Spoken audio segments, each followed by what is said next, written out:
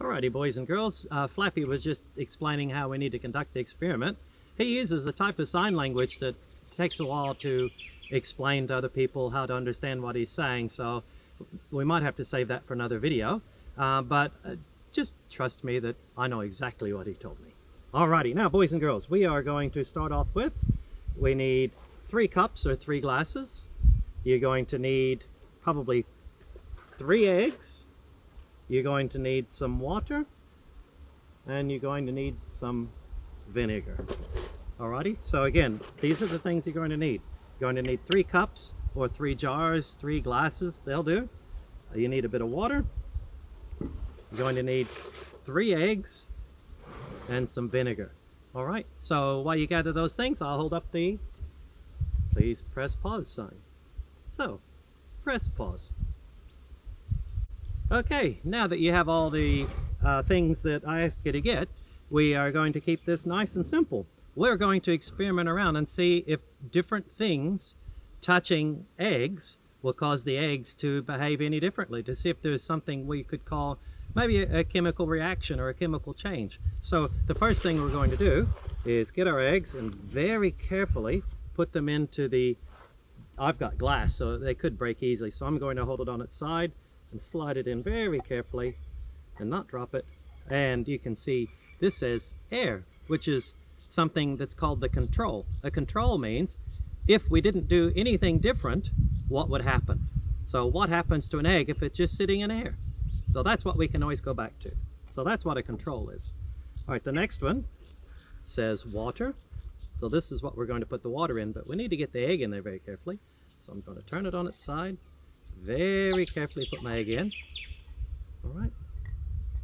And then the last one, if we look closely, it says vinegar.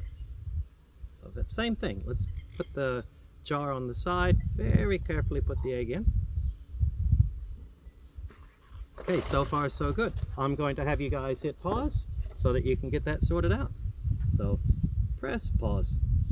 Okay, boys and girls, now that you've done that, let's go ahead and put the air in the one that says air. It already has air. All right, so the water, let's open up our water and we'll fill it up towards the top. Easy as that. And then we need a bit of vinegar. Beautiful, the smell of vinegar. Alrighty, Flappy said I was trying to trick you guys. It doesn't smell the best to me. Oh, don't smell it. It's dreadful.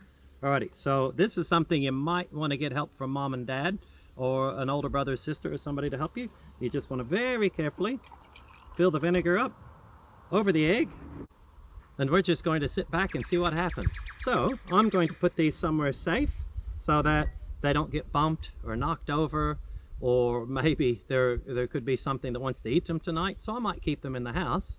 And maybe before I go to bed, I'll have a look and see if anything has happened to any of these. So if this is the control, I should imagine nothing will happen to this because it's just sitting in there, the air, the way it normally does. I don't know what will happen with water, and I don't know what will happen with vinegar, but I can tell you right now, just looking, see if we can get a close-up. A little bit tricky to see, but there are little bubbles forming around the egg in the vinegar. Let's see if it's on the water. No. So the egg that's in the water doesn't have those little bubbles. I wonder what's going on. Well, I know what's going on. It's the acid that's in the vinegar. It's reacting with the calcium carbonate, which is what the eggshell's made from, and it's taking the calcium carbonate and it's giving off a gas, something called carbon dioxide, but we don't need to worry about that. But that's where those little bubbles come from. It's something's happening to the eggshell from the acid. Flappy, something's happening to the eggshell with the vinegar. All right. Well, boys and girls, I'm going to leave it at that. We'll check back tomorrow. I'll come back about the same time, so I'll wait a full 24 hours, and then we'll have a look and see what happens. Alrighty, Have a good day and make sure you're getting all your work done, and don't forget to answer the questions.